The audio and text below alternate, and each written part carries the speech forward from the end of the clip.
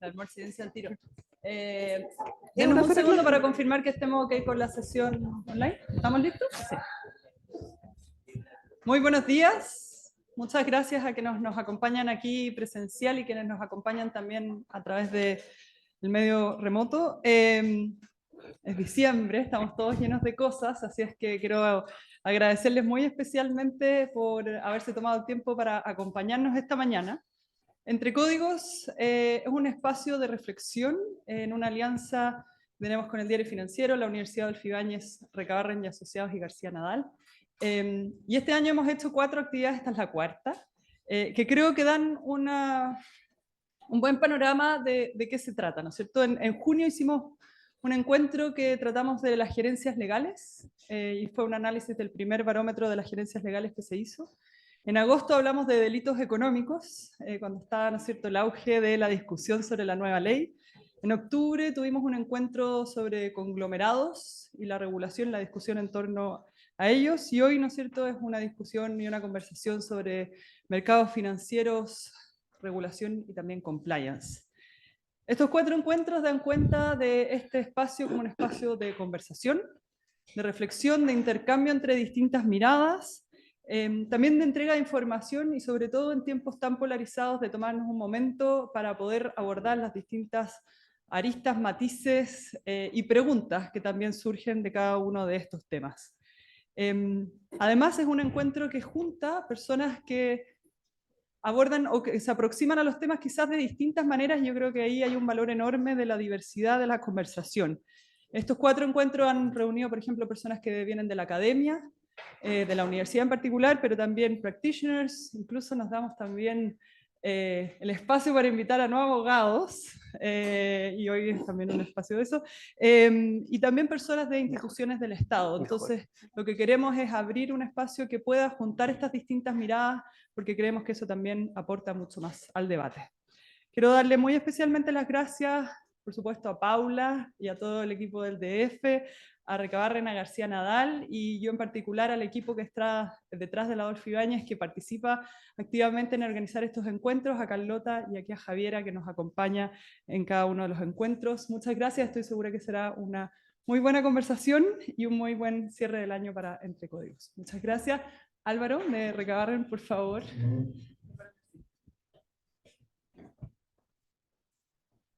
Gracias. Bueno, bienvenidos al 5º encuentro de Entre Códigos del año 2023. Iniciativa que hemos desarrollado en conjunto con Formación Ejecutiva del Derecho Financiero, la Facultad de Derecho de la Universidad Adolfo Ibáñez, y el año pasado se nos sumó como partner el estudio García Nadal. El evento de hoy, titulado Mercado Financiero en tiempos complejos, desafíos regulatorios y compliance, tenemos un panel de lujo. Don Guillermo Tagle, director de Credicorp Capital; José Antonio Gaspar, director general del área jurídica de la CMF; Manuela Señartu Bravo, Compliance Officer de Administradora Farellones Capital. Todos ellos son reputados especialistas en el mercado financiero y de su experiencia discutirán los desafíos regulatorios, supervisión y estadística que toca enfrentar hoy día a la CMF, especialmente en materia de fintech y conglomerados financieros. Se viene un año 2024 muy movido en este ámbito, y todos estos cambios y tendencias necesitan o requerirán un marco de referencia importante que sea adaptable y novedoso.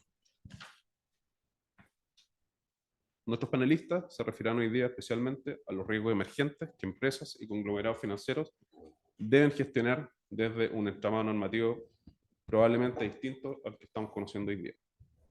Al mismo tiempo, conversaremos sobre el nuevo compliance, que con las nuevas normas, por ejemplo la nueva ley de delito económico, se presta para una interpretación cada día más rigurosa de este compliance, ¿ya?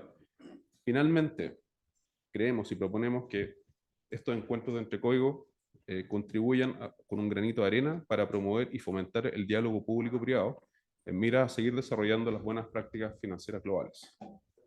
Para nosotros, como Recabarren Asociados, es un orgullo formar parte de estos encuentros. Agradezco especialmente a Paula Vargas, editora jefe del Diario Financiero y moderadora del día de hoy, a la Facultad de Derecho de la Universidad Adolfo Ibáñez y al estudio García Nadal. Dejo ahora a Esteban, que también dará unas palabras de bienvenida.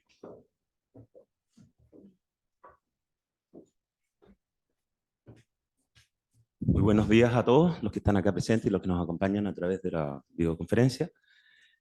Para nosotros, como García Nadal Abogados, es una tremenda alegría el poder seguir formando parte de esta comunidad entre códigos, en la que nos sentimos muy honrados de poder compartir y participar proponiendo estas iniciativas. Nos parece que el tema del día de hoy es tremendamente relevante y además muy coyuntural. Cuando pensaba un poco cómo poder abordar y decir unas palabras a propósito de este tema, pensaba en la gran discusión, porque todos sabemos las cosas que han sucedido en los últimos meses y estamos todos muy preocupados de seguir resguardando la confianza, la transparencia, la simetría en el mercado de todos los intervinientes. Y nos parecía que al final era como la misma discusión eterna entre no hacer nada o sobre regular. ¿Cómo poder encontrar el punto de equilibrio que permita a los actores del mercado financiero actuar, operar, desarrollar el mercado, profundizar el mercado, pero siempre respetando las normas legales y respetando la ética de los negocios?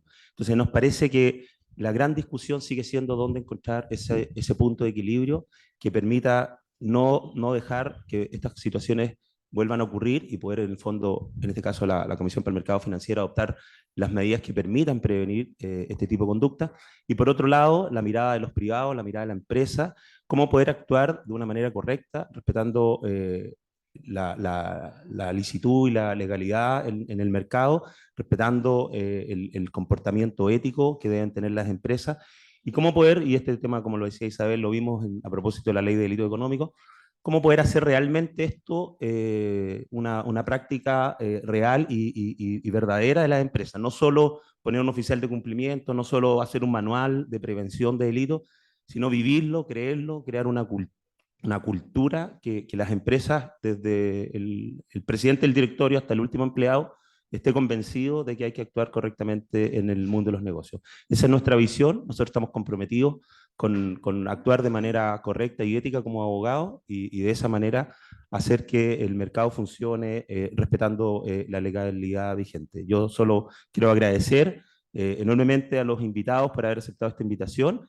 y, como siempre, a Paula, al Diario Financiero, a la Universidad Adolfo Ibáñez y a Recabarren y Asociados. Muchas gracias. Gracias, Esteban. Yo voy a sacar este micrófono porque es más cómodo estar sentada.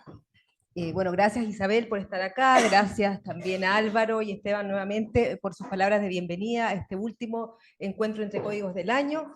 Hoy día vamos a ver una temática que a nosotros nos interesa mucho porque es también un poco ver hacia dónde vamos en materia regulatoria, particularmente en la industria financiera.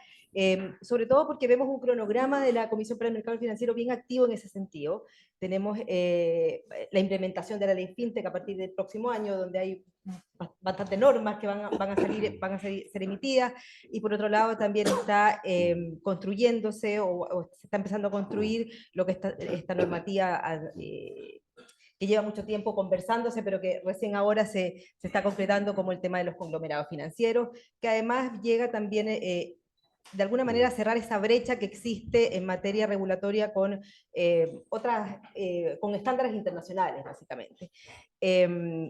Dicho eso, lo que queremos también profundizar en este encuentro es justamente cómo en estos dos aspectos se trabaja o se viene, cómo se viene la gestión del riesgo y también las materias de compliance también que implican estas dos normativas, porque bueno, no podemos abordarlo todo en esta conversación, son normativas bien ambiciosas, bien amplias. Leía que un comisionado mencionaba que el tema de la ley FinTech debe ser de las normativas más potentes desde los años 2000, o sea, realmente viene estructural de alguna manera también para el sistema.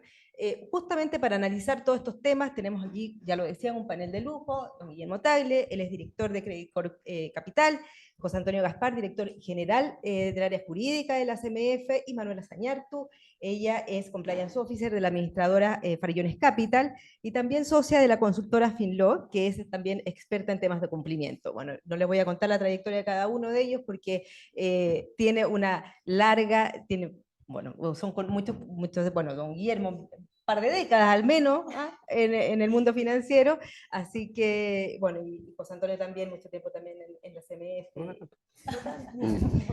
Pero bueno, yo creo que va a ser una conversación, la idea es que sea bien fluida, como estructura, lo mismo de las otras dinámicas anteriores, vamos a generar una conversación inicial con nuestros panelistas y hacia el final vamos a tener unos minutos para que ustedes, el público asistente en esta oportunidad, pueda generar algunas preguntas y quienes nos están escuchando a través de la plataforma Zoom, también tienen habilitado un chat en la parte inferior de su pantalla, donde también pueden ir enviando sus preguntas que podemos ir seleccionando ya hacia el final de esta conversación. Bueno, y también, por supuesto, bienvenidos a todos los que están aquí presentes y a todos los que nos escuchan también por Zoom. Bueno, partamos un poco de contexto también, de cómo, yo creo que es importante partir de esta conversación de cómo está situada hoy día la industria financiera, cómo ven si los resguardos que hoy día existen en materia regulatoria son suficientes para prevenir los riesgos que emanan de la actividad, y una actividad que también es bien dinámica y que también hoy en día la innovación también juega un rol que antes tal vez no estaba mapeado de alguna manera. Guillermo. A ver, primero, muchas gracias por la invitación, gracias por estar aquí numerosamente en una mañana de diciembre para escuchar nuestra conversación. Así que eso siempre genera satisfacción. Yo quería partir comentando un detalle que, como decía Paola recién, una larga trayectoria, y pensando en realidad, yo partí trabajando en el sistema financiero hace 30 años. Entonces, cuando uno hace la comparación de dónde estamos y dónde estábamos, la evolución es brutal. En realidad, cuando se producen situaciones como la que hemos visto en estas últimas semanas, de información que se filtra y de personas involucradas en malas prácticas, evidentemente que se encienden alarmas de que podría haber problemas que no están funcionando bien, o cómo puede pasar una cosa así. Y yo creo que en realidad uno no puede olvidarse de que la gente que quiere hacer cosas inadecuadas existe y va a existir, existe desde el pecado original, digamos, toda la historia de la humanidad. Hay gente que va a hacer cosas o va a tratar de saltarse el sistema y tener alguna conducta inadecuada para ganar algo que no le corresponde. El mercado más desarrollado del mundo, a lo mejor uno siempre que toma como ejemplo Estados Unidos, y en Estados Unidos, para tomar un caso súper ilustrativo, está el caso Madoff, de un administrador de fondos que cometió un desfalco de más de $50.000 millones, que trabajó muchos años y que en realidad efectivamente hubo fallas del sistema, a lo mejor de la forma o de la frecuencia o de exceso de confianza, pero no necesariamente tiene que ir siempre a que faltó alguna regla, o alguien se pasó de listo, o alguien logró encontrar una falla del sistema y para ver cómo vulnerarlo, y hay que ver cómo resguardarlo, y que a su vez los sistemas tengan los procesos y los procedimientos para poder sancionar, para poder castigar al que se sale de la regla. Y no siempre el origen está en una mala regulación, porque cualquier regulación va a generar siempre defectos y va a generar oportunidades para personas que quieren saltarse las reglas. A modo ilustrativo, cuando inicié mi trabajo en el mundo financiero, que fue de analista de research, las FECUs se publicaban en papel, y las compañías, había un lapso entre que el departamento de contabilidad de una empresa tenía lista la FECU, tenía que aprobarla el gerente, del gerente tenía que pasar al directorio, el directorio tenía que aprobarla, y una vez que estaba aprobada en el directorio, se iba a entregar físicamente el documento a la Superintendencia de Valores de la época, donde quienes la queríamos mirar teníamos que mandar a alguien a una cola a pedir que le sacaran una fotocopia y llevarse la fotocopia para la oficina y empezar a tipear los números en una planilla y después poder hacer algún análisis comparativo. En ese proceso, obviamente que había espacios para filtración de información. Esa FECU que partía en un departamento de contabilidad, cuando uno imprime, dice ya, esta es la que vamos a llevar al gerente, hasta que está publicada en la superintendencia, deben haber pasado fácilmente 15 días. Y existía, cuando yo partí trabajando en este mundo, malas prácticas que por amiguismo, por paleta o por no sé qué, no faltaba el que le mandaba una fotocopia de nada más que la página del estado de resultados a algunos que tenían los resultados antes que los demás. Cosa que hoy día es obviamente un delito. y hoy día tenemos sistemas mucho más tecnologizados, mucho más precisión, más normativa y más concepto de que esto es delito. Voy a terminar el comentario con una anécdota que me ocurrió en mi época de iniciar este trabajo de analista, solo para ilustrar la diferencia entre lo que se vivía hace 30 años y donde estamos hoy día. Armamos un equipo, en esa época trabajaba en el Santander decidió armar equipos de análisis en todos los países de América Latina al mismo tiempo. Contrató analistas en Chile, Perú, Colombia, Venezuela, México, Argentina, Brasil. En todos estos países armó equipos de análisis, a mí me tocó dirigir el de Chile, para poder entregar información al mercado desarrollado que estaba muy entusiasmado con el futuro de los mercados emergentes. Entonces había que entregar buen análisis. Imagínense, estamos hablando de Venezuela, Colombia, Perú, México, todos estos países, cada uno con su equipo, incluso hicimos el lanzamiento en Londres cuando parte este proyecto. Bueno, a mí me tocó contratar a los analistas, partimos haciendo esto, y teníamos que publicar, anticipar el reporte de resultados de las compañías que seguíamos. En esa época, muchas compañías de Chile se listaban en Nueva York, y se listaban en Nueva York. El mercado chileno tenía barreras que hacía muy difícil levantar capital en Chile, entonces había que incurrir en el costo de listarse en la bolsa de Nueva York. Bueno, un día en un encuentro así social de trabajo, me encuentro con uno de nuestros clientes, un gerente de inversiones de una destacada compañía de seguros, y me dice, ¿sabes qué? Es re bueno el trabajo que están haciendo ustedes. Me llegan, tus analistas hacen una pega salvaje tratando de predecir los resultados de las compañías, pero tú tenías un problema, me dice. Hay otros que me mandan, no una proyección hecha por analistas, me mandan los resultados que las compañías van a publicar. ¿Cómo le digo yo? Por supuesto, pues me mandan fotocopia de la FECU y me las mandan 2 semanas antes cuando me está llegando el cálculo de los analistas con planilla y no sé qué. Hay otro que me manda una fotocopia de la FECU que se va a publicar en unas semanas más. Yo me quedé helado. Dije, esto cómo, o sea, bueno, se los ilustro porque estoy convencido que ese tipo de cosas, si es que pasan hoy día, todo el mundo sabe que es un delito. Aquí estamos hablando de alguien que trabajaba en el sistema y que me lo contaba como anécdota en un cóctel de un evento de seminario. Y me lo contaba. Hoy día, si alguien hace eso, primero sabe que no lo puede contar. Sabe que está haciendo bueno, no sabemos, no sabemos. Entonces es para ilustrarles que cómo Chile ha cambiado en su regulación y en sus prácticas, porque hay mucha gente que piensa que no hemos avanzado. Y el avance que hemos tenido en tener departamentos de compliance, obviamente en esa época no existían los departamentos de compliance, no existían los compliance officers, y hemos ido generando una cantidad de reglas para proteger el buen funcionamiento del mercado. La nueva ley de la Comisión del Mercado Financiero es un avance también tremendamente potente.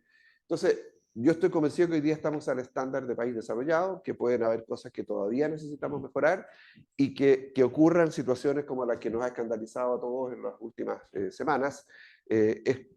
Así como cuando la gente supo que Madoff se hacía desaparecer la plata, obviamente fue un escándalo, han habido películas del caso, la persona terminó presa, terminó muriendo en la cárcel.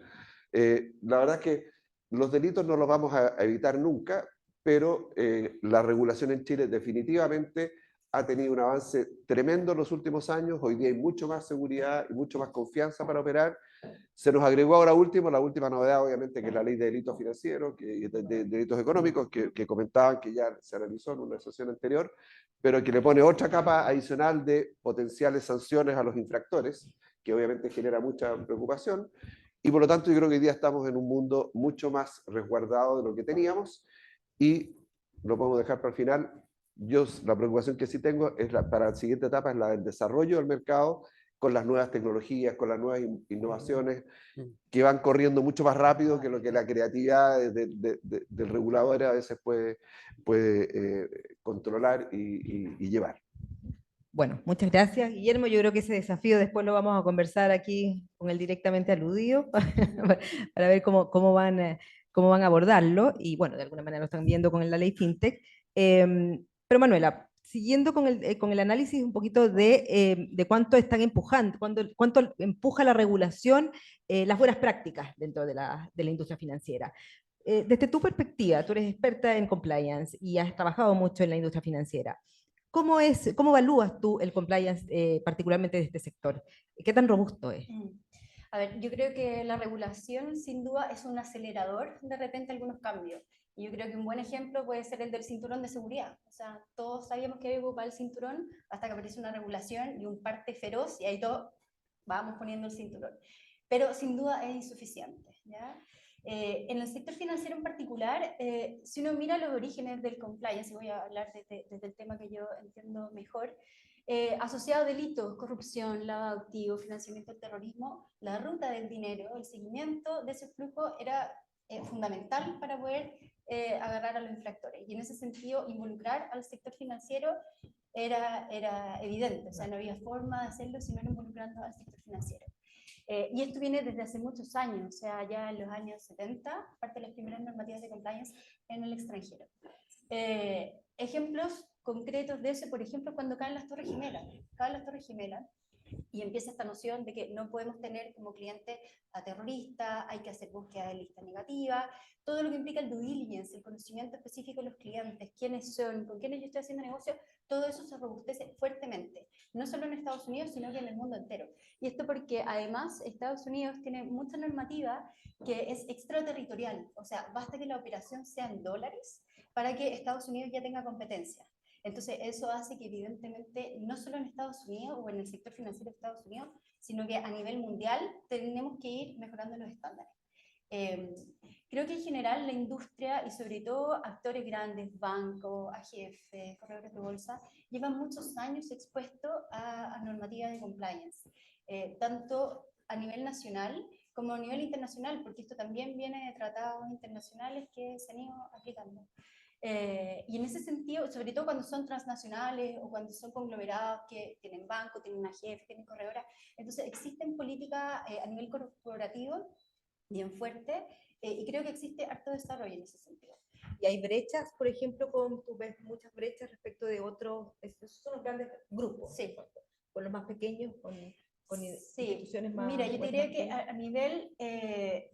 digamos, en ese segmento yo creo que está bastante uniformado, e incluso, por ejemplo, hay, no sé si conocen Wolfsberg, pero son asociaciones de bancos en el extranjero que uniforman ciertos criterios, qué es lo que vamos a preguntar, qué es lo que tiene que tener un KYC, y eso uno lo ve replicado más o menos en toda esta industria. Distinto es el caso con, por ejemplo, la fintech, que podemos abordarlo más adelante, pero ahí sí es más dispar. Hay algunas que están muy avanzadas y hay otras que están recién familiarizándose con conceptos que para la industria ya llevan 20 años escuchando. Ahí vamos justamente a hablar, abordar todo el tema y el desafío que implica la implementación de la ley FinTech.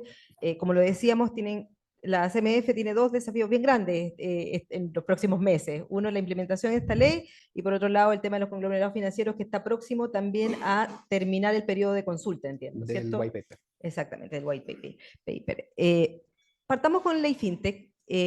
Entiendo que hay cerca de 70 temas, lo leía por ahí, que están distintos, que la CMF va a tener que abordar regulatoriamente para cubrir los hitos que se han propuesto en ese sentido. José Antonio, ¿cuáles son los aspectos que, a tu juicio, van a ser más complejos de implementar? Justamente por las brechas que estábamos hablando, no solamente en términos de compliance, sino en términos generales. Bueno, primero agradecer a Entre Códigos, Diario Financiero, la universidad, los estudios también aquí involucrados, Recabarren García Nadal, a nombre de la comisión por la invitación, que estamos muy agradecidos por la oportunidad de poder compartir con ustedes los temas que señalaste, Paula. Y segundo, tengo que hacer un disclaimer porque me acordé con todo lo que tú señalaste, Guillermo, de que cuando yo partí en el sector privado como abogado de estudio, yo iba a buscar, cuando ya los archivadores, a sacar la fotocopia cuando ya estaba presentada. Así que me retracto completamente lo que te dije, Paula, respecto de pocos años, porque conocí los archivadores y ahora los tenemos digitalizados, por lo menos. Ahora está digitalizada toda esa información a disposición de la comisión. A ver, no solamente plantear como que son desafíos el tema de la fintech, sino que también ver el vaso medio lleno, y muy vinculado a lo que señalaba también Guillermo. La tecnología se nos incorpora, es muy bueno que se nos incorpore la tecnología nos ha permitido grandes avances, lo cual es obvio, en todos los sectores, y evidentemente el sector financiero no podía quedarse atrás.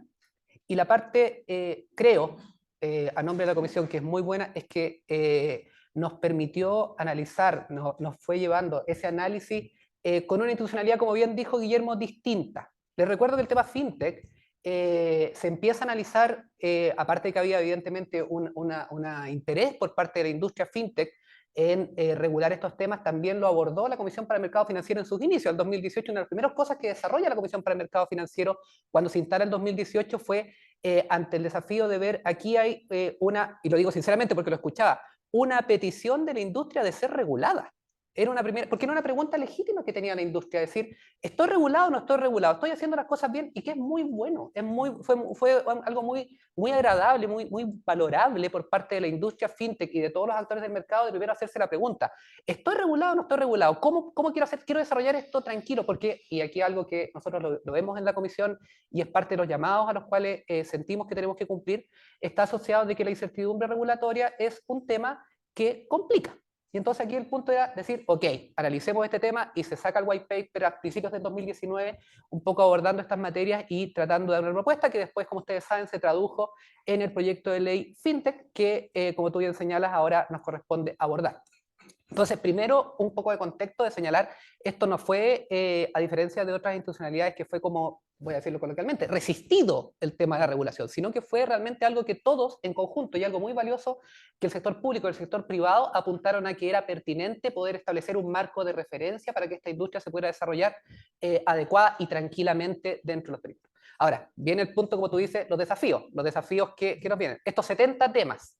70 temas que los decimos coloquialmente porque son como las menciones que señala la ley FinTech de abordar.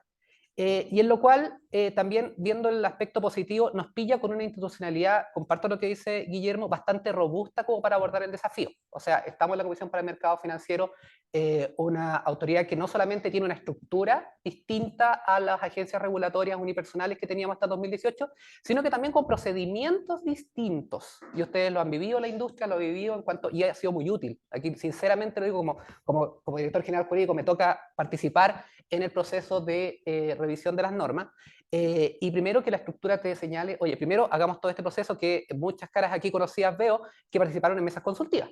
O sea, primero entender, no solamente desde la visión que nosotros tengamos como regulador, sino que también entender directamente de la industria cómo funciona, cómo poder regular adecuadamente entendiéndola lo mejor posible. Llega a las mesas consultivas, llega todo este proceso colaborativo y empiezan a recogerse bastantes insumos que se recogen en la primera propuesta normativa que espero que fue bastante grande y que va a seguir siendo bastante grande porque también se fue pensando en abordar estos 70 temas lo más consolidadamente posible para las distintas industrias o actividades que comprendía la industria fintech. Y después este proceso, siguiendo con el tema de procedimiento, todo regulado en la ley, pero que creo que es valioso recalcarlo, con un proceso de consulta pública de la norma. O sea, no nos quedamos con la mesa consultiva.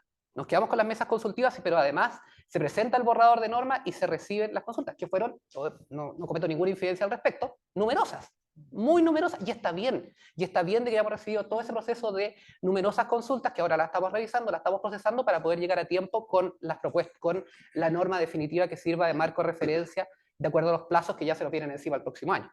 ¿Qué desafío viene de ahí? Siguiendo ya, primero era una estructura, segundo la norma era el primer punto, porque ya eran 70 temas que había que regular, y ojalá regularlos lo más realista posible, o sea, considerando lo que necesitaba la industria y buscando recoger, me permito recordar, el clamor de la industria de ser regulada, era algo pertinente para la industria. Y aquí viene entonces el desafío de la implementación, donde la implementación de la FinTech además es lo positivo, creo que nos estableció además líneas de acción. Un principio que es clave en ley FinTech, quizás en toda la industria financiera, proporcionalidad. Y establecer esos criterios de proporcionalidad. O sea, decir, todas estas industrias tienen ahora el desafío, que bueno que lo buscaron y los agradecemos como país de que lo hayan buscado, de estar reguladas, pero ahora viene entonces el desafío de estar regulada, de decir cosas bastante básicas. Por eso ahí es súper bueno lo que decía Guillermo. O sea, ¿cómo mando el papel? ¿Cómo relleno el formulario? ¿Cómo hago el estatuto? ¿Cómo muchas industrias que, y aquí hay un gran llamado a mis queridos colegas, la verdad que van a tener harta pega en cuanto a asesorar a estas industrias, como bien dijo Guillermo, la asesoría, el rol de los abogados ahora va a ser clave en cuanto a la colaboración que tengamos en el sector público-privado como para guiar a estas empresas a llevarla. Nosotros también tenemos un rol, no nos descolocamos en cuanto de que ustedes tienen consulta, y por eso también en ese rol, también dentro del desafío que tú dices ahora va a ser el desafío de que esas industrias se sometan a el marco regulatorio, y nosotros también nos tenemos que preparar para eso con la estructura que tenemos, y se creó, por ejemplo, el Centro de Innovación Financiera, de que aparte de que tengamos puntos de contacto, entre comillas, como habituales que conocían los abogados o los practitioners que se contactaban con el auditor, se contactaban con el abogado, trataban de contactarse, pero dentro de las limitaciones que establece la ley actualmente, procedimiento ley de lobby y cómo se generaba eso, etcétera, o formalmente hacer las preguntas, también nosotros llevamos a, oye, generar un organismo interno, a cargo, ustedes saben, de Claudio Sotelo, como para poder entender y acercarse a las industrias a decir, oye, y preguntas súper legítimas.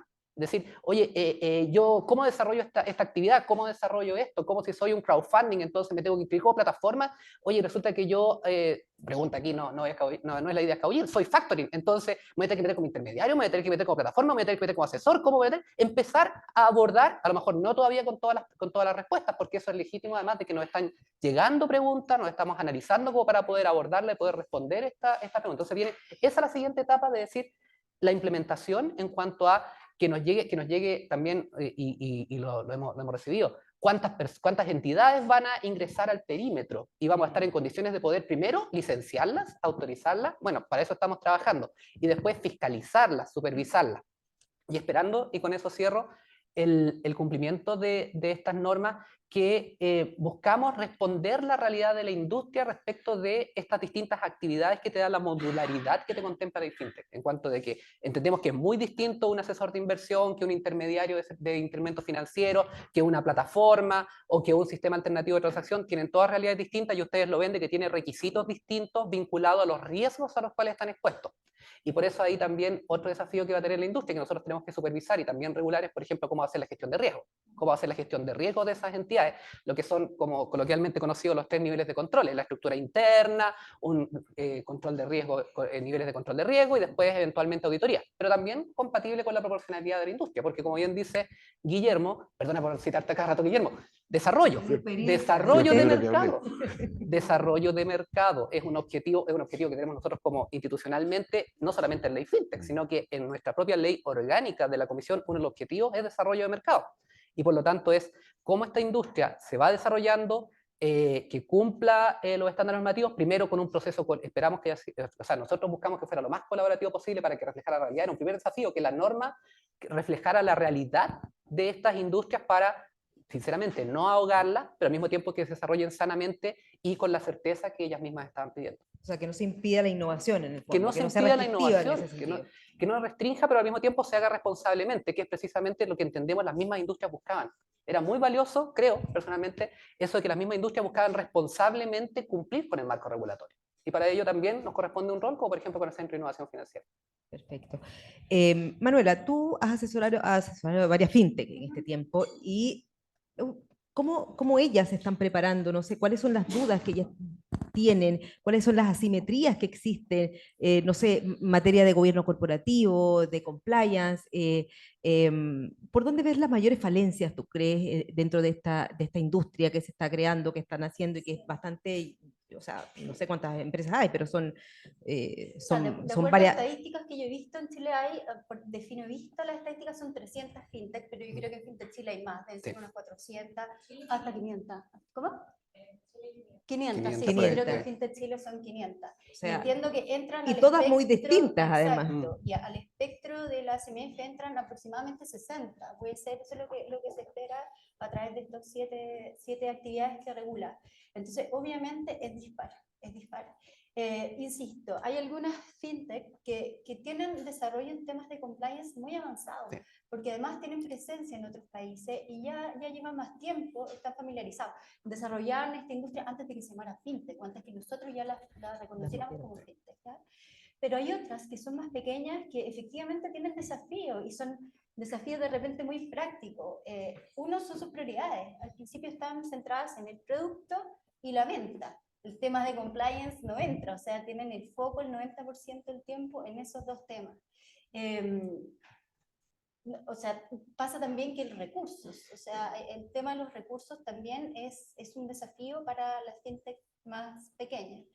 Y lo que ocurre muchas veces es que en estas fintech, que son una escala, tú entras y son los 2, 3 founders más 3 desarrolladores, o sea, esa es la escala que estamos hablando a veces.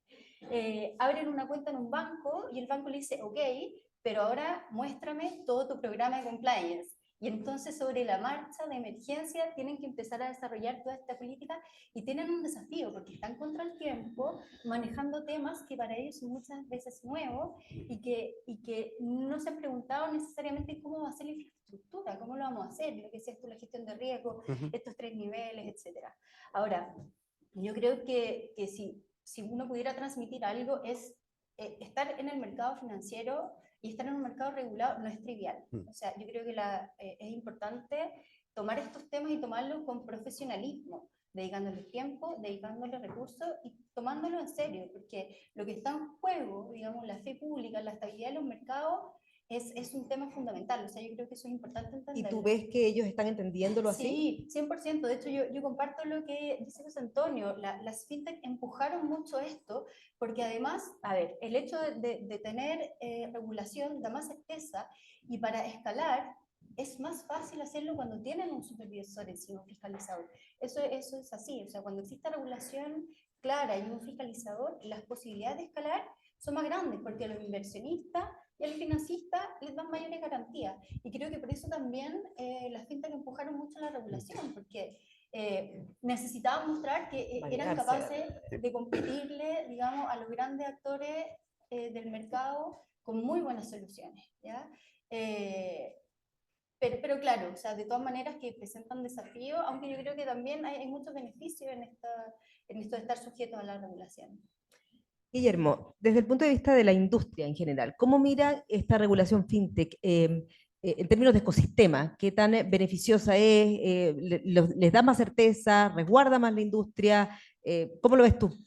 Yo creo que estamos en una transición, en algo que hay un principio jurídico que hemos discutido hace muchos años respecto a las cosas que se pueden y no hacer en Chile, comparando el sistema anglosajón con el nuestro, en donde la diferencia es que en un sistema tú puedes hacer todo aquello que no está expresamente prohibido, y en el otro puedes hacer solo aquello que está expresamente permitido. Esa diferencia es un abismo. En el mundo anglosajón prima más bien el principio de estas cosas, esta es la frontera, usted no puede salirse de aquí, si se sale le llega las penas del infierno, pero dentro de esa frontera usted muévase con la libertad que quiera. No puede salir de la frontera, por lo tanto se puede hacer todo lo que no está expresamente prohibido. Y en Chile hemos tenido la tradición al revés, de que tenemos que normar, y esto se puede hacer de esta forma, y por eso hasta el contenido del formulario tiene que cumplirse de una determinada manera, porque la norma dijo que se... Entonces, yo creo que en el mundo fintech tenemos un poco el desafío de ver cómo transitamos de un punto al otro, por la diversidad que existe de lo que es el mundo fintech, y porque la tecnología y la innovación va mucho más rápido que la capacidad del regulador de normar cada cosa que se va a hacer. Por ejemplo, si la primera vez que se desarrolló una aplicación para, por ejemplo, pagar algo o para transferir dinero de un lado a otro, o para entregar información sobre la situación financiera de una persona, hubiese habido que esperar una norma, habría muchas fintech que hoy día no existirían. O sea, si tenemos fintech, 500 fintech en la asociación de fintech, es porque hay un montón que decidieron ir adelante, independiente de cómo vamos a funcionar de acuerdo a las normas vigentes. Entonces, yo creo que hay un desafío enorme de poder diseñar una regulación que, por un lado, ordene el funcionamiento de este nuevo mundo tecnológico, y por otro lado, no asfixie la capacidad creativa y el aporte que este mundo tecnológico puede hacer.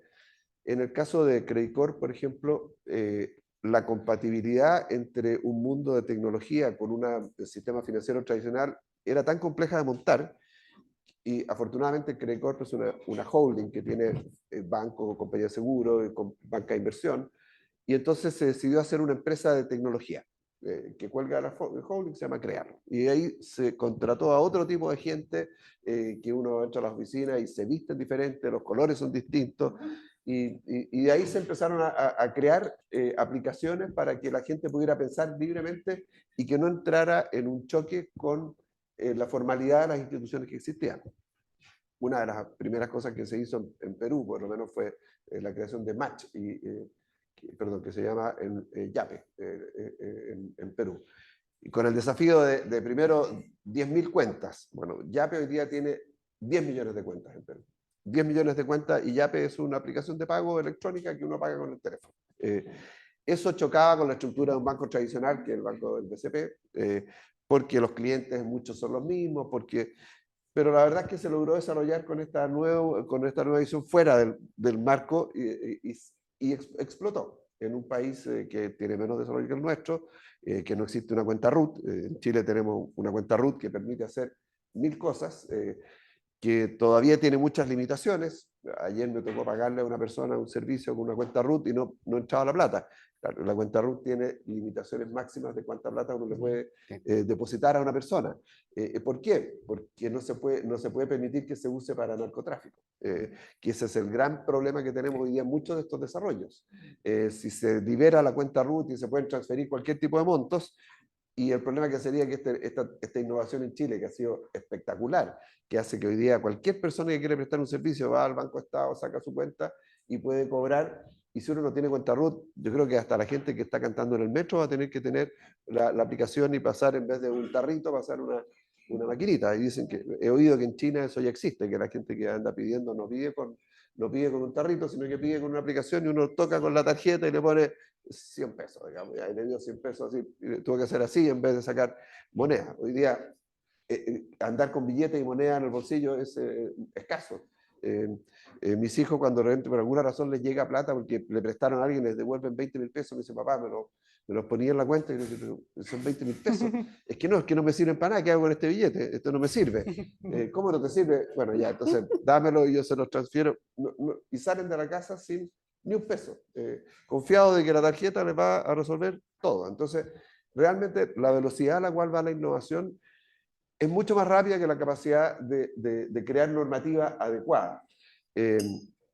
Y tenemos un desafío de cómo compatibilizar las dos cosas y cómo hacer vivir este mundo que estábamos acostumbrados a que aquí se puede hacer todo lo que está expresamente permitido, a un mundo donde vamos a tener que poner reglas y fronteras de qué cosas son las que no se pueden violar. Y habrá cosas como el conocimiento final del beneficiario del dinero, la transferencia de platas de un lado a otro, a quién se lo entrega, a quién no, y cosas que mantengan el orden que tiene este país y que no asfixie la capacidad creativa de estas 500 entidades que además muy rápidamente salen de Chile. Y una vez que salen de Chile, salen de nuestra frontera.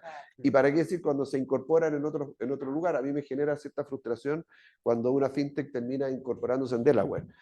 Porque el sueño que teníamos cuando trabajamos durante muchos años en hacer de Chile un país exportador de servicios financieros era el inverso. Era que las fintech de América Latina vinieran a Chile a registrarse, aquí levantaran dinero, no necesariamente de chilenos, sino que de inversionistas del mundo que dijeran, oh, aquí hay un hub de creación de valor. Ahí vamos a ir a ponerle dinero para apostar en la fintech que van a ser las que van a dominar por lo menos América Latina.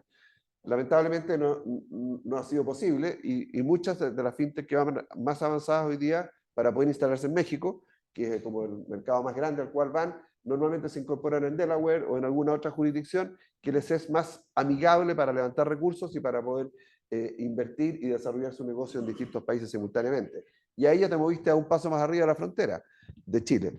Y por lo tanto, un desafío para el regulador es que tiene a alguien que está haciendo negocio en varios países al mismo tiempo. Y la regulación que se plantea ahora, ustedes tienen, en Perú tienen fintech, acá y también en otros países de América Latina. ¿Esa regulación que se está viendo acá es un poco compatible? ¿Qué tan alejada está respecto de lo que ustedes, por ejemplo, conocen o tienen a nivel internacional? Ha sido posible, el experimento que se hizo es que se hizo una aplicación en Perú, se hizo una en Colombia y se hizo una en Chile. Las tres, y antes de la ley fintech. Con licencias específicas, una en administración de inversiones, que es en Perú, una en tarjeta de prepago, que es en Chile, y esta otra tarjeta también de pago en Perú. Y hoy día, y en los tres países, estas aplicaciones han explotado en cuanto a cantidad de usuarios. Y antes de que exista una ley fintech. Ahora, acogido a ciertas normativas que existían, se hubo que buscar. En el caso de Chile, se hizo una aplicación que se acogió a la tarjeta de prepago, a la normativa para tener tarjeta de prepago, porque se recibe dinero y se usa para pagar. Y en 24 meses se alcanzaron 2 millones de usuarios activos, que es una cosa que ninguna institución financiera, hacerse de 2 millones de clientes, es una cosa brutal.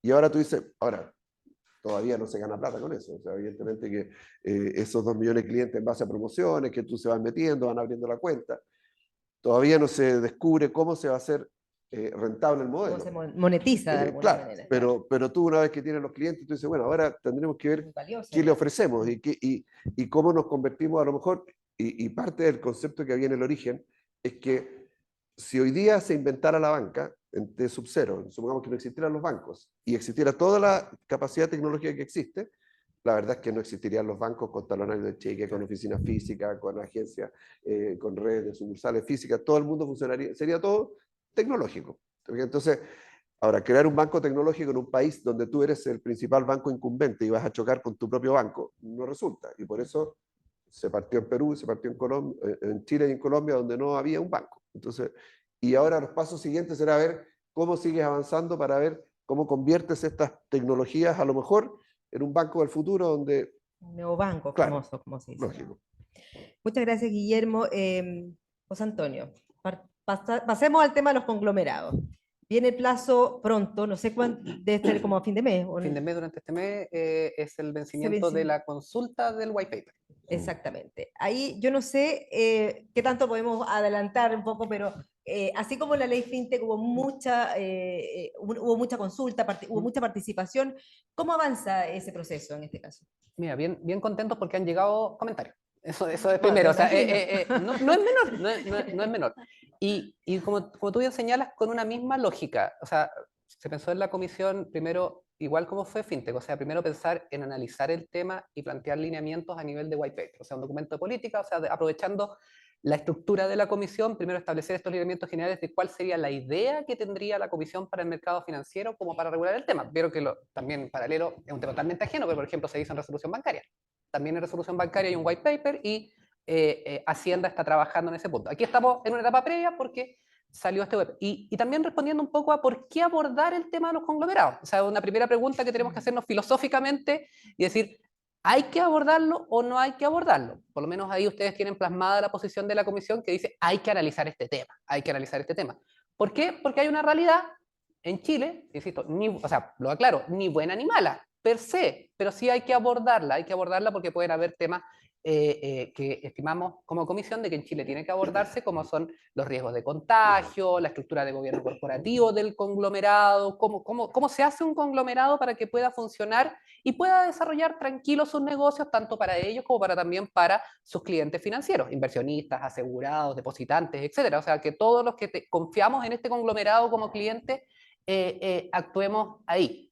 Entonces, viene o sea, había que analizarlo, estimamos como comisión, sí, esto hay que analizarlo, esto hay que abordarlo, y hay una propuesta ahí de lineamiento respecto de cómo debiera de abordarse, o sea, temas como, ok, que haya una estructura del conglomerado aguas arriba de todos estos conglomerados, una especie como de holding, conceptualmente hablando, de que tenga una estructura de gobierno adecuada a la realidad como nosotros proponemos. Por eso estamos atentos, y insisto, atentos a consultas, a comentarios. O sea, muy bienvenidos los comentarios respecto de la propuesta que está ahí en la página web. También les paso el dato, hay unas presentaciones también que pueden ser como de los highlights, como para que pueda ser como apuntando a los puntos que pueden ser bien más... resumido eso. No quise decir resumido, pero la idea es que por lo menos que estén los highlights, como para que en definitiva algún aspecto que les interese más vayan derechamente a esos aspectos que realmente, y los invitamos a recibir comentarios sin perjuicio que ya hemos recibido comentarios de las distintas industrias al respecto.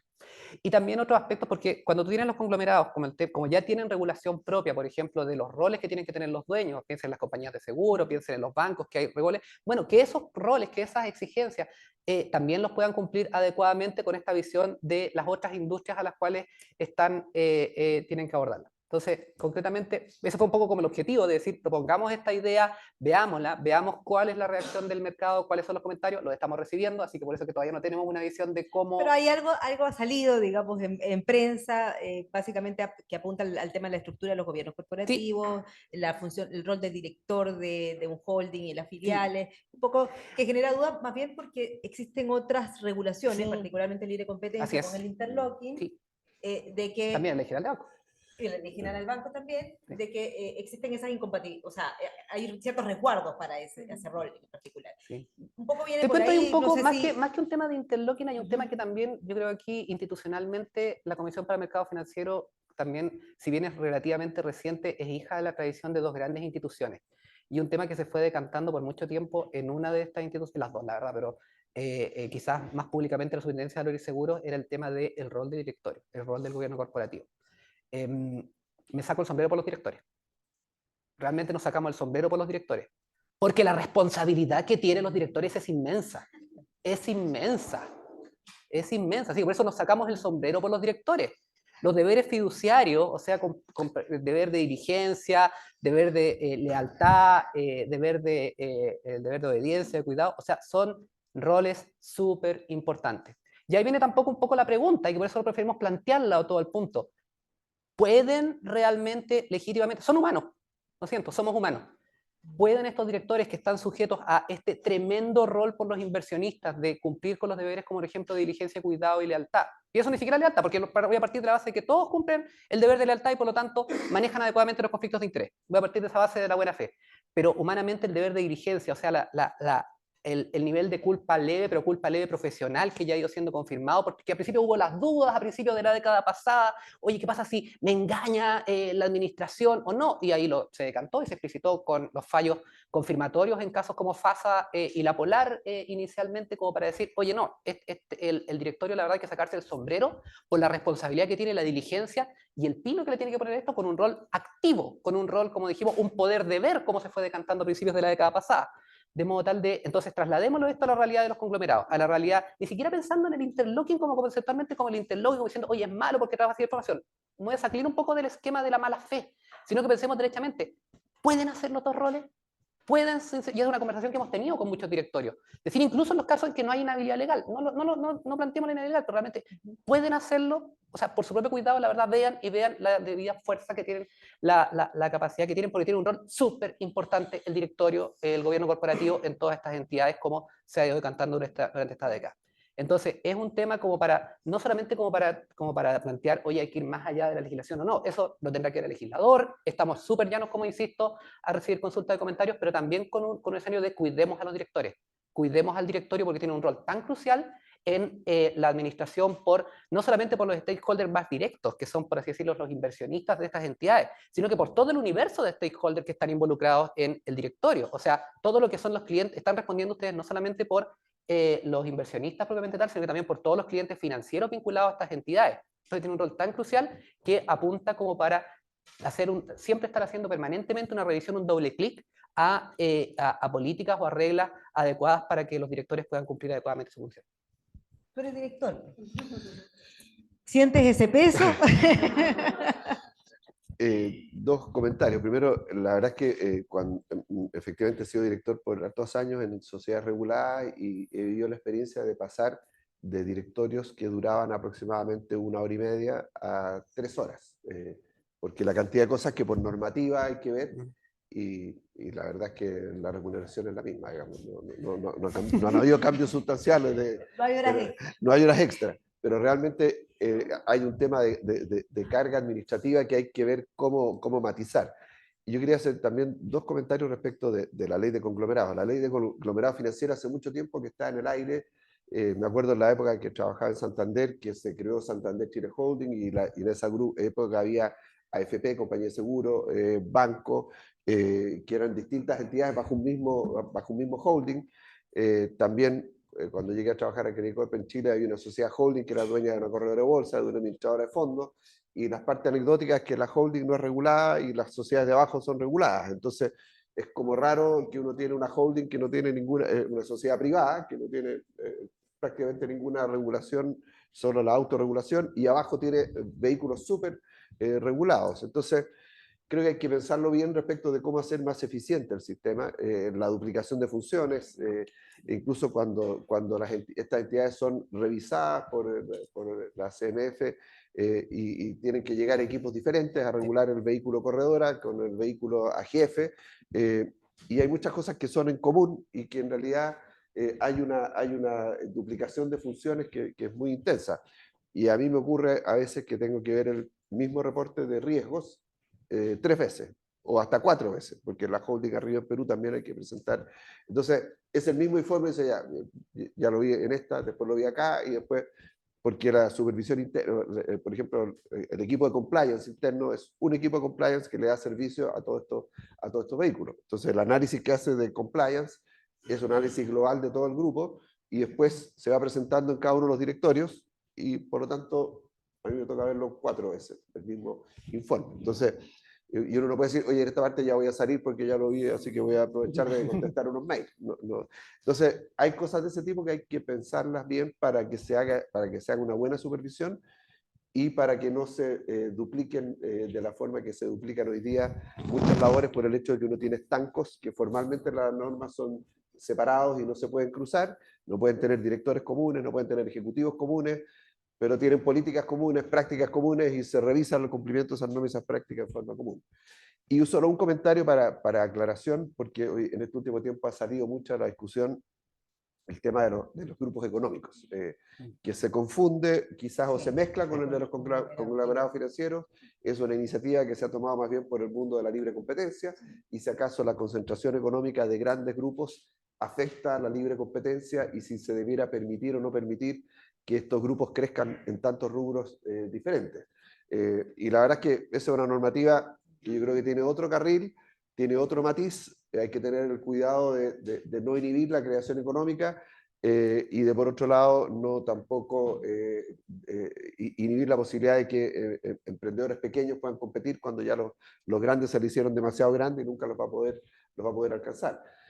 Son dos ámbitos distintos, lo menciono solamente porque el tema de los conglomerados financieros lleva muchos años dando vuelta, como les digo, desde la época que yo trabajaba en Santander, que había un proyecto de regular estos conglomerados financieros, especialmente para los casos de empresas que tienen seguros, pensiones, administradoras de fondos mutuos, bancos, y todo bajo un solo paraguas y todo en vehículos distintos.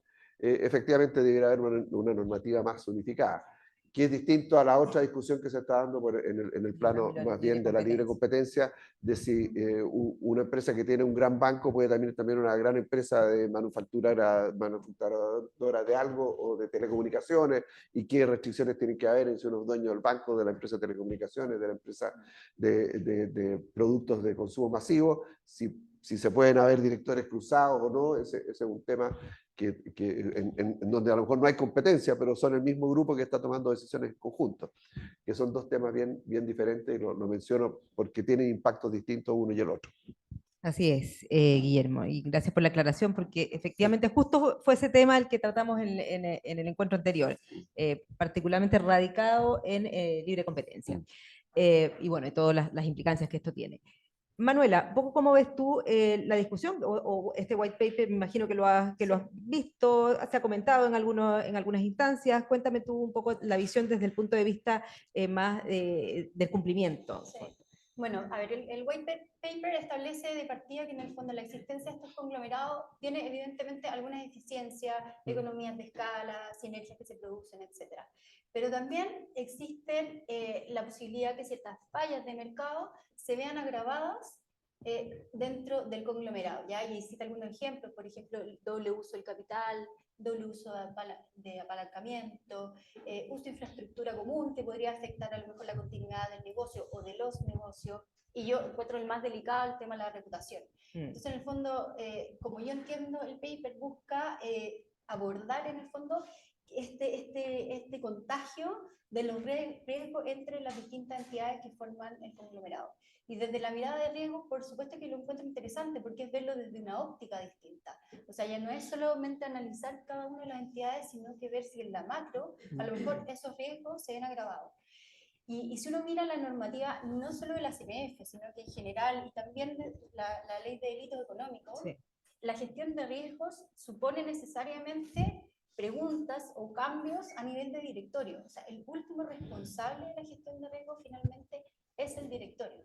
Entonces, claro, creo que es muy interesante evaluar, hacerse la pregunta, porque además queda en evidencia que hay este joint forum que cita el paper, el documento con los lineamientos. O sea, hay estándares internacionales que están más avanzados que Chile en ese sentido.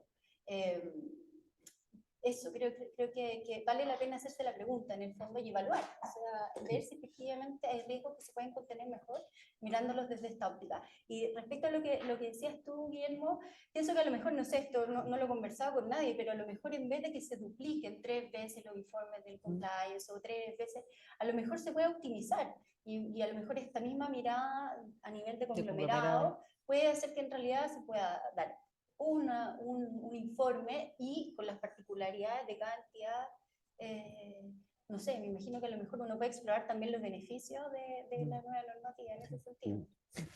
Sí, Una por supuesto. idea muy cortita que puede ser útil, además también porque es comprensible de repente el temor a, por ejemplo, una regulación respecto al funcionamiento del directorio o duplicidades o, como tú decías, las normas de prohibición y todo el punto.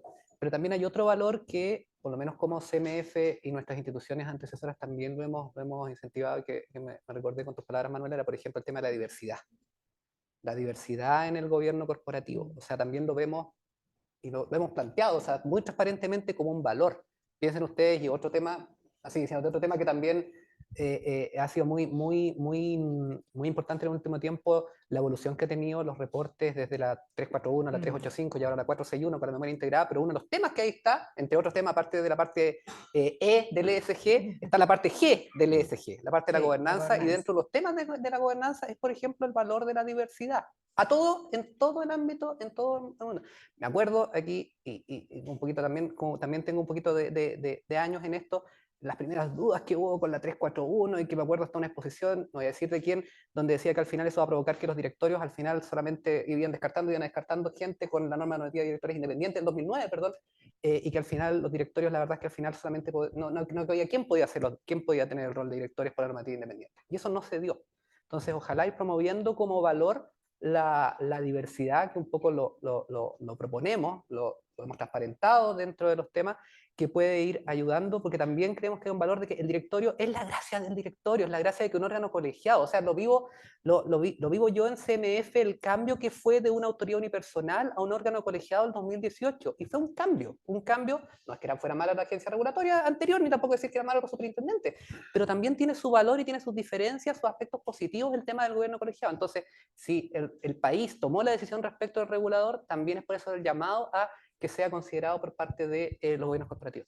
Muy interesante esto que plantea José Antonio. Ya estamos pasaditos un poco la hora. Antes de cerrar, quiero ver si hay algunas preguntas acá. Adelante nomás. Muchas gracias por la exposición muy buena. Y en relación con el tema del conglomerado financiero, si bien que es una muy buena iniciativa, como decía, tiempo, mucho tiempo, los mercados internacionales, sobre todo los mercados más desarrollados, ya estándar, sobre todo subprime, que se fue regulando mucho más.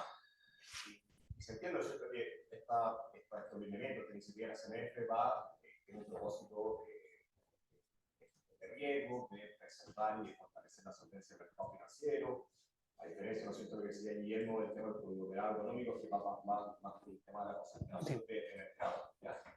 Entonces, si bien se entiende el objetivo de la CMF como para proteger, ¿no es cierto?, el mercado, la solvencia y el tema de riesgo sistémico, de cara al consumidor final, al cliente, ¿tiene algún beneficio? Y lo pregunto porque me ha hecho mucho esa pregunta también y lo he escuchado. Entonces, se entiende, ¿cierto?, el objetivo, pero no está muy claro si es que al cliente final, al consumidor financiero, le va a reportar algún beneficio para que eventual nueva ley que pueda salir.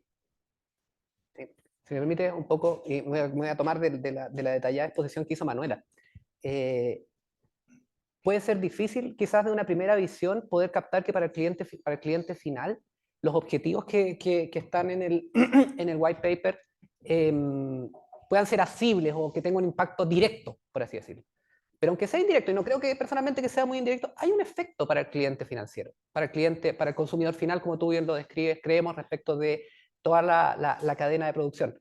Porque básicamente, si tienes este conglomerado, voy a sacarme la palabra, este conglomerado, donde las entidades operativas son más fuertes en cuanto a su gestión de riesgo, en cuanto a su manejo reputacional, en cuanto a su control de gestión, en cuanto a su gestión de riesgo, perdón, en cuanto a toda esta idea, eso creemos, nosotros como comisión, y es también uno de nuestros focos expresamente contemplado en todas estas leyes, que beneficia al consumidor final, lo beneficia. O sea, pensemos, y aquí ejemplos concretos, o sea, fortalecer la solvencia de una compañía de seguros donde tenemos nuestra renta vitalicia, donde tenemos nuestro seguro del auto, nuestro seguro de terremoto de la casa, y que esté mayormente fortalecida para disminuir el efecto de contagio o el efecto reputacional si le pasa eso. Ejemplos concretos, o sea, el 2003 tuvimos la crisis de Inverlink y se nos cayó Le Mans, y producto de Le Mans tuvimos que activar la garantía estatal el año 2019, si mal no recuerdo, con costo para el país, con costo para todos nosotros, porque la plata de Le Mans se acabó y tuvimos que activar la garantía estatal primera vez que la activamos. Entonces, y eso con impacto directo para muchos pensionados de rentas vitalicias que vieron una afectación directa a la renta vitalicia que tuvieron. Entonces, que en cambio una mejor gestión por ejemplo, va a poner que un conglomerado como ese, que era un conglomerado económico, que tuviera estas reglas, a lo mejor hubiera funcionado distinto el efecto de contagio. Ahí, acuérdense otro con la ISAPRE que le pasó a ese tema. Entonces, creemos personalmente, y es uno de los objetivos, no solamente la solvencia del grupo, la estabilidad económica, que son súper importantes, pero también la conducta de mercado, la protección del cliente financiero, que también hay un efecto ahí. Gracias, José Antonio. ¿Alguna otra pregunta? Sí, parte no. Bueno, primero felicitarlos porque hasta todo el trabajo viene activo ahora el punto de la innovación, el centro de innovación, sí, y varias cosas. Así que gracias por estar más activos con el mercado financiero. Mi pregunta va bien relacionada a lo que comentaba sobre que prácticamente siempre se lo sigue, la tecnología siempre va a ir más avanzada en la en fin. Quiero hablar de plata y la brutalidad. ¿De qué? Hay mucha creatividad, ¿cierto?, que se puede hacer para la inteligencia artificial de ahora, desde hace mucho tiempo. Pero me escucha de que a 25 mil millones de dólares. Sí. Entonces, la vinculación que hay con la inteligencia artificial en el negocio financiero es bastante alta. Entonces, mi pregunta es, desde el punto de vista de la CNF, de los desafíos regulatorios, dado que no hay mucho aún en el social, ¿qué tiene pensado hacer para el tema, sobre todo de los datos? Harto tema, harto tema. A ver, primero, varias ideas que tenemos. Tenemos proyecto de ley que ustedes saben de protección de datos, y que eso estamos en seguimiento, pero sin perjuicio de ello, en cuanto a la protección de los datos, es un tema relevante para la CMF. O sea, primero establecimos estructura interna, o sea, nos revisamos internamente como para ver, oye, tenemos la estructura interna, independientemente que tenemos consejo, tenemos distintas unidades técnicas, por ejemplo, establecer un comité interno de gestión de un gobierno de datos, de revisarnos realmente si teníamos las políticas adecuadas de cómo manejábamos los datos, y eso estamos trabajando internamente, primero de cara de cómo poder manejar esos puntos. Primero una revisión interna, donde de decir, oye, y que fue parte de las definiciones no solamente de la presidencia de la presidencia de Solange Berthe, sino que también de la presidencia anterior de Joaquín Cortés, un poco ir apuntando al gobierno de los datos, y fue una preocupación de todo el Consejo en general, de decir el gobierno de datos dentro de la comisión, porque realmente tenemos muchos datos internamente. O sea, primero la preocupación, partamos por casa para poder tratar de reflejar un adecuado manejo respecto de nuestros fiscalizados. Entonces, se estableció eso, y estamos en toda una etapa de políticas y procedimientos internos de gobierno de datos, una planificación durante este año y también el próximo año para la revisión interna del tratamiento del gobierno de datos interno dentro de la comisión. Y después viene un poco, dentro de muchas cosas como los datos, el dato externo. Aquí, parte de la gestión de riesgo, de los riesgos que tiene la empresa, está ese, creemos, es uno de los riesgos involucrados. O sea, tenemos parte tratamiento dentro de lo que es en materia bancaria, en compañía de seguros se actualizó, por ejemplo, también la norma de control de gestión de riesgo, entre otros, abarcando esto, y ahora viene, César está en consulta, ya terminó, pero la consulta pública, el tratamiento dentro de las entidades de infraestructura del mercado de valores. Entonces, también está abordándose por ese camino el control dentro de los riesgos que tiene la empresa, el manejo adecuado de los datos de todos los clientes financieros. Y te cierro un poquito, para no ocupar todo el tiempo, en cuanto a inteligencia artificial. La presidenta, por ejemplo, la abordó hace una semana atrás, si mal no recuerdo, en una casa amiga, respecto del el tema de la inteligencia artificial, porque nos preocupa. Sinceramente, primero nos estamos capacitar para realmente entender, porque ha sido una explosión que tenemos este año respecto de entender, independientemente que ya teníamos algunos comprendidos expresamente, por ejemplo, la asesoría de inversión, era un tema si la asesoría se da o no se da por algoritmos. y por lo tanto el rol que tenía el algoritmo, si ustedes lo ven en la primera norma de asesoría de inversión, se contempló precisamente este punto, y ahora con la normativa de ley FinTech se profundiza, porque derechamente es muy distinto cómo va a ser el rol del algoritmo respecto del rol que tiene la actuación con el cliente financiero, en cuanto a cómo se maneja, por ejemplo, el conflicto de interés del algoritmo. Son como las preguntas. Entonces, era contemplarlo y verlo. Entonces, estamos en proceso primero de revisión interna de capacitación, de empezar a contemplarlo y abordarlo. Y cierro, ahora sí que cierro. Hay una tensión re interesante que me interesa compartir, eso sí, porque estoy montando, y lo dijiste, Guillermo, lo dices tú, respecto como que no nos pille la máquina y que no lleguemos atrás. Y hay una tensión bien interesante, pero que lo tratamos de abordar, y por eso insisto, y el llamado que estoy totalmente autorizado a decirte a la Comisión, que más que bienvenida las consultas y comentarios, los procesos normativos, porque son muy útiles, porque básicamente una tensión que puede desarrollarse en nuestra normativa como para ser prospectiva es si abordamos, por ejemplo, regulación por principios, o como legítimamente lo necesita la industria y el regulador, o por normas, por reglas. Lo bueno de los principios es que no se quedan desactualizados, lo bueno de las reglas es que son súper claras, pero lo malo es que se pueden quedar desactualizadas. Entonces hay una legítima tensión dentro de los dos aspectos. Y aquí el rol que tenemos como comisión, y por eso lo insisto, el llamado en las propuestas normativas han sido muy útiles, y agradecemos los comentarios, pero sinceramente son más que bienvenidos, y son todos abordados, no necesariamente son vinculantes, pero sí son abordados porque tenemos que cumplir nuestro rol de abordarlo, que de repente nos expliciten de repente si alguna norma está siendo muy prescriptiva o nos está quedando atrás, o todo el punto, es súper útil. Una última pregunta. Adelante, nomás. Dale, José.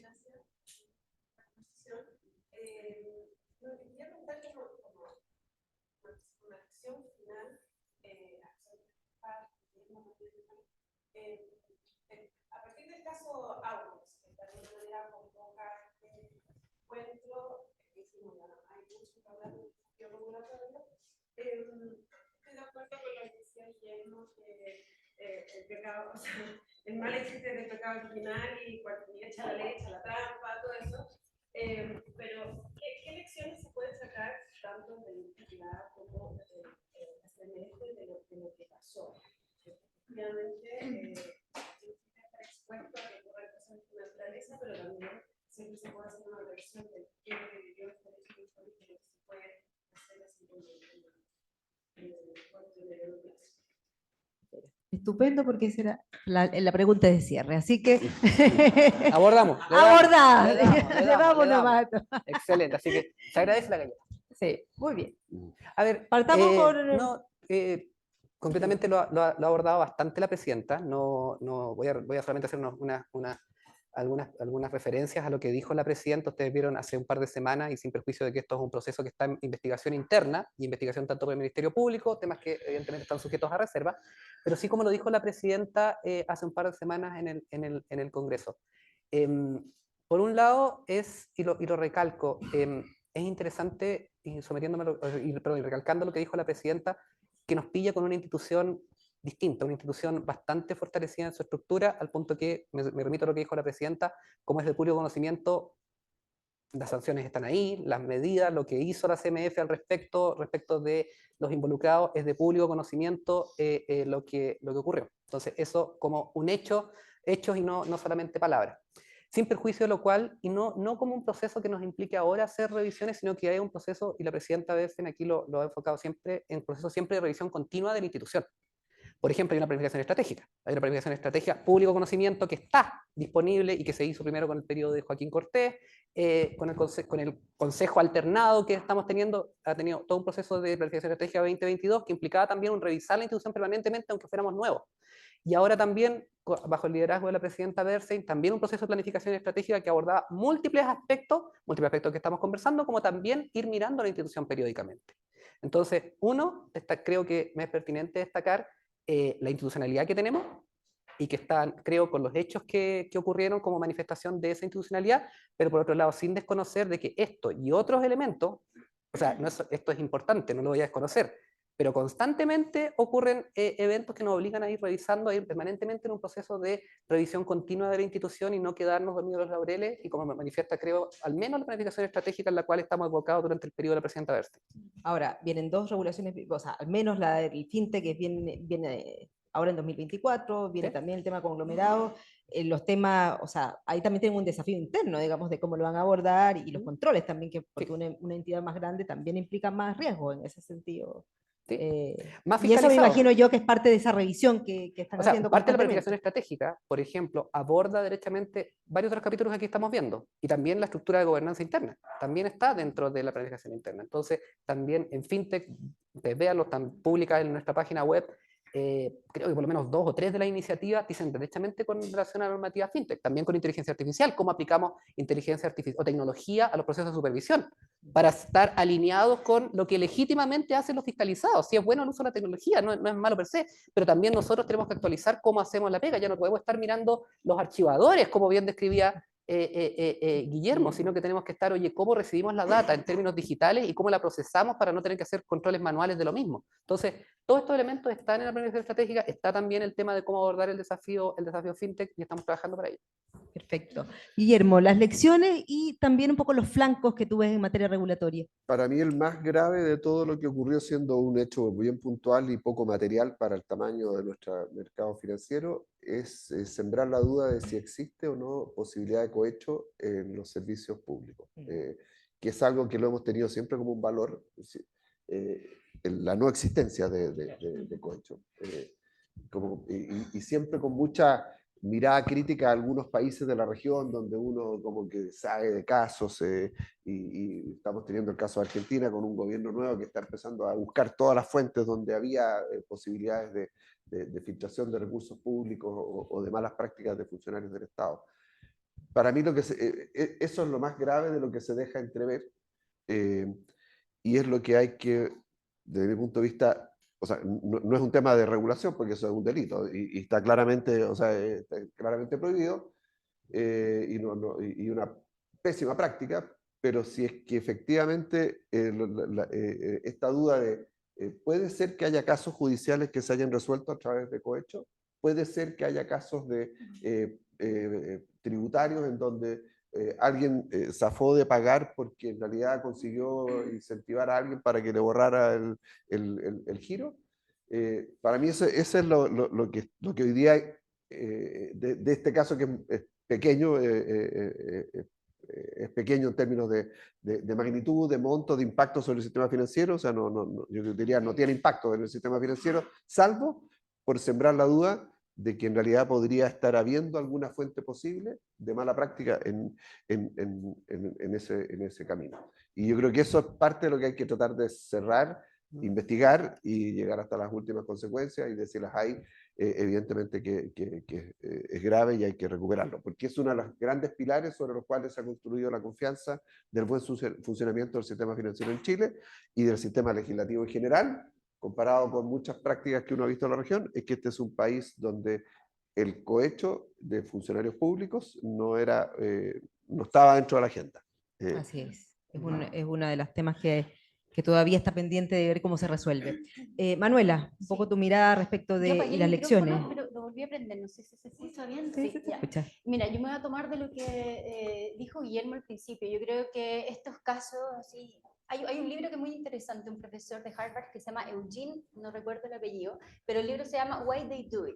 Y él lo que hizo fue ir a la cárcel y entrevistó a Bernie Madoff, entrevistó a los participantes del caso Enron, todos estos grandes escándalos, porque él buscaba identificar cuál era este patrón en el comportamiento que terminaban estos escándalos tremendos. Y lo que él descubrió es que en realidad no hay un patrón. La mente humana es tremendamente compleja y las razones por las cuales se producen estos escándalos son súper diversas. ¿Ya? Yo esperaba buscar ahí como la respuesta, así, qué es lo que pasa, pero la verdad es que no lo hay. Incluso él decía, no subestimen nunca lo que una persona buena puede hacer bajo presión. O sea, ya te abre el espectro a todo, ¿ya? Yo creo que los programas de compliance en ese sentido pueden a lo mejor, siempre uno tiene que preguntarse qué podemos hacer mejor frente a estos escándalos, ¿ya? ¿Cómo podemos mejorar? Detectar a tiempo, a lo mejor establecer ciertos controles cruzados, y eso vale la pena preguntarse. Pero, mira, yo como lo veo, los programas de compliance es como el chaleco salvavidas de los aviones, ¿ya? Siempre dicen, primero te lo pones, y afuera del avión uno tiene que hacer la segunda cosa más importante, que es inflar el chaleco salvavidas. Yo creo que los programas de compliance, si no tienen un correlato en la integridad y en los comportamientos éticos de las personas que trabajan en la compañía, es como un chaleco salvavidas desinflado, no te va a servir de nada, no vas a flotar. Y eso es algo que es lento de abordar, pero para mi gusto es donde está el mayor valor de los programas de compliance. Y creo que implica incorporar técnicas y ciencias distintas, o sea, ciencias del comportamiento, cómo nos comportamos, tenemos sesgos, todos nos autopercibimos éticos. Hay estadísticas, todos nos autopercibimos éticos, pero en la práctica, frente a determinadas situaciones, no actuamos éticamente. Texteas en el teléfono mientras vas manejando, contestas una llamada, todos cometemos esas pequeñas infracciones.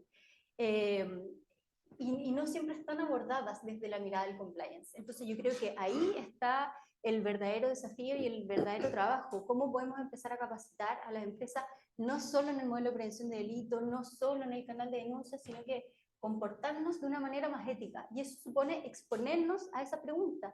¿Qué haríamos en un dilema ético, donde las dos situaciones tienen un costo, o las dos situaciones, las dos respuestas me parecen éticamente correctas? ¿Cuál de las dos tomo? Es como un músculo que se entrena, y yo creo que ahí tenemos mucho trabajo por hacer.